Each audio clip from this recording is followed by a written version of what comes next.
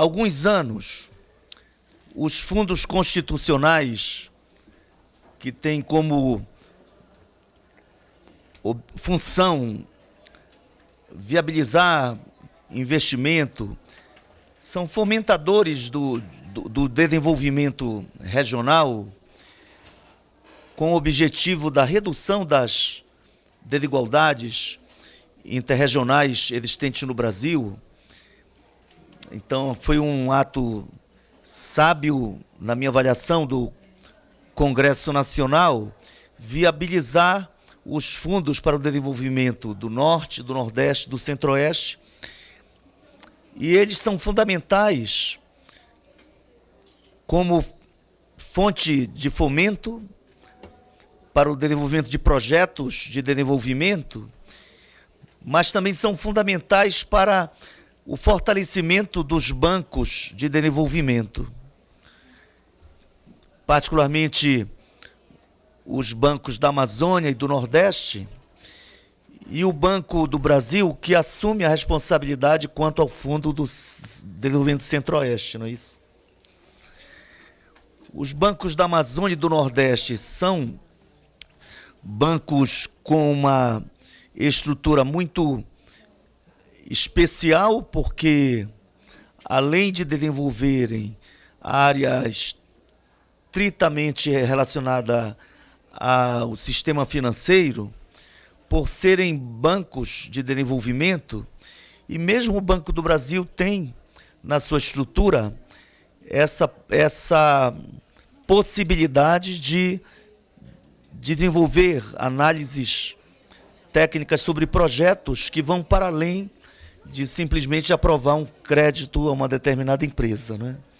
Daí que um quadro formado por economistas e contadores e outros profissionais das áreas que mais estreitamente têm interface com a questão financeira, mas engenheiros florestais, engenheiros agrônomos, médicos veterinários, engenheiros civis, compõem o quadro de funcionários dessas instituições. No governo Temer, surgiu um debate não oficial. Aí, como a gente sabe que quando há fumaça pode realmente estar sendo indicado a existência do fogo também, né? A preocupação de que os bancos da Amazônia, Banco do Nordeste e mesmo os fundos de desenvolvimento pudessem, digamos, serem objetos de algumas mudanças.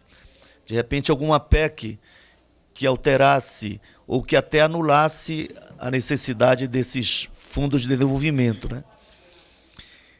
Chegou-se a ter matérias na grande imprensa.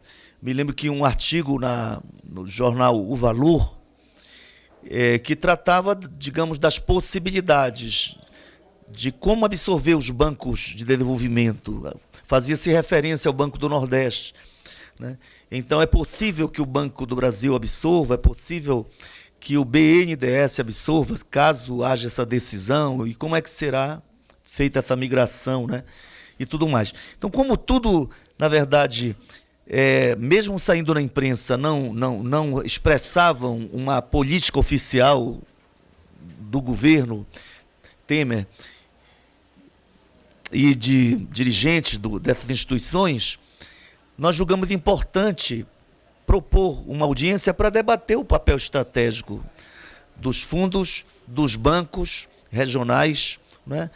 Até para pensarmos mesmo políticas e oferecer aos governos, independentemente de quem esteja por 4 anos à frente da máquina do Estado, né?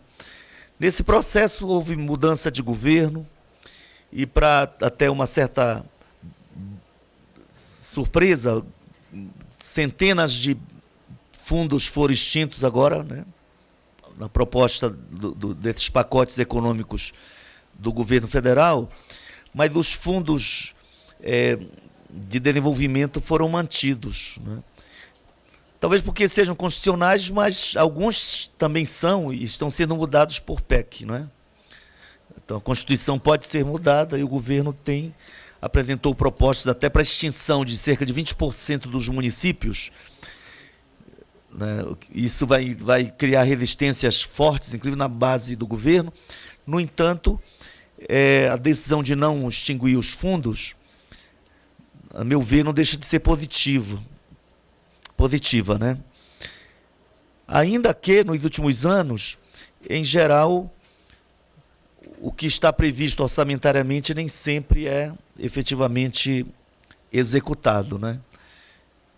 Então, mas é para isso que o debate funciona, para entender melhor o funcionamento, para afirmar a importância estratégica ou até para propor saídas outras, né, que pensem a modernização do Estado brasileiro e melhores formas de avançar numa política de desenvolvimento que crie condições mais equânimes para todas as regiões e para os cidadãos dessas regiões, né?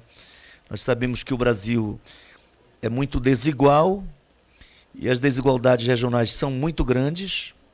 Nós sabemos também que dentro, às vezes, como agora, 2 dias atrás, dados acerca de municípios de São Paulo mostram, assim, diferenças, não diferenças, mas níveis de desigualdade realmente gritantes. Você ter até 22 anos de diferença, de expectativa de vida entre bairros diferentes de um mesmo município, né?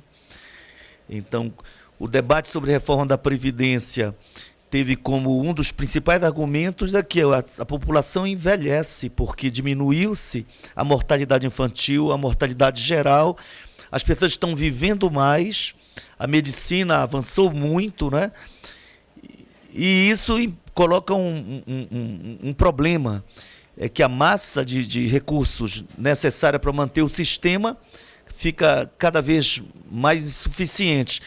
Só que se isso foi um elemento argumentativo de força, essas contradições de você ter no Capão Redondo, dentro do município de São Paulo, uma expectativa de vida de pouco mais de 50 anos, quando a expectativa de vida nacional já se aproxima, já extrapolou em muitos 70, se aproxima dos 80 anos, né? Realmente é uma grande contradição, né? E em relação às regiões do Brasil, nós sabemos, né, o quanto ainda é necessário pensar o desenvolvimento do Nordeste, da Amazônia, em termos de infraestrutura, de logística, né? Ontem eu participei da instalação de uma frente parlamentar em defesa dos portos do Norte, com a presença da Marinha, de autoridades portuárias, né? E se a gente pensa em portos na Amazônia, nós teremos alguns portos que realmente estão nos níveis dos maiores portos do mundo. Basta ver no meu estado, ali dizemos assim, atravessamos a Bahia, chegamos a Barcarena e encontramos o porto de Vila do Conde, com um calado gigante, de onde as grandes embarcações com os lingotes de alumínio, madeira, bois, que são exportados vivos, né, aos milhares em muitas embarcações. Então ela serve para todos os tipos de carga, inclusive a soja. Hoje a Bunge tem no Porto de Conde, né, mas ao mesmo tempo a maioria das cidades tem portos muito precários, feitos de madeira, trapistas de madeira, às vezes que com as intempéries, em região onde chove muito, traz problemas inclusive de segurança grave e dificulta muito a vida econômica, inclusive o turismo mesmo, particularmente o turismo social. Ninguém manda os seus idosos do Canadá para Santarém para quebrar as pernas ao descer da embarcação, digamos, né? Então, estou dando este exemplo para dizer, precisamos pensar um tipo de desenvolvimento e não tenho dúvida que quando o recurso público é usado de forma planejada, passa por instituições sérias, que para além do lucro financeiro, como qualquer banco naturalmente tem que ter, incorpora outros elementos de análise que visam a sustentação, a sustentabilidade dos empreendimentos e a sua função social. Eu creio que isso deve ser o objetivo de todas as instituições comprometidas com a justiça social, com o equilíbrio ecológico, enfim, com um tipo de desenvolvimento que não se resuma apenas à acumulação de riqueza nas mãos de poucos, né? Então, com essas palavras, eu queria agradecer mais uma vez a presença de todos e de todas. E aí, daqui a pouquinho eu anuncio as outras pessoas. Queria até dizer garantir um grau de informalidade e todos se sintam na mesa e depois se disponham a contribuir, se julgarem necessário, usarão a palavra, tá bom? Então, vamos começar pelo Dr. Romildo Carneiro Rolim, presidente do Banco do Nordeste. Então, inicialmente 10 minutos, doutor. A palavra é sua, tá? Tem apresentação? Tem uma apresentação? Tem, né? Já...